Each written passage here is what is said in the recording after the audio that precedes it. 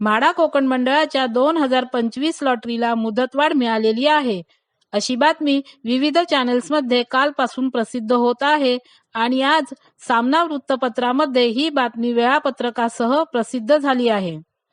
आम्हाला सुद्धा अंदाज होता की या लॉटरीला मुदतवाढ मिळण्याची शक्यता आहे, पण आम्ही हा व्हिडिओ बनवेपर्यंत म्हाडाच्या वेबसाईटवर मुदतवाढी संबंधित अपडेट आलेले नाही. कदाचित उद्यापर्यंत वेबसाईटवर अपडेट होईल.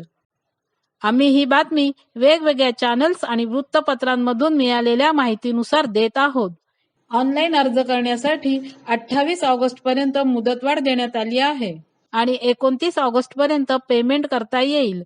संगणकीय सोडत 3 सप्टेंबर ऐवजी आता 18 सप्टेंबर रोजी सकाळी 10 वाजता ठाणे येथे डॉक्टर काशीनाथ घाणेकर नाट्यगृहात पार पडणार आहे.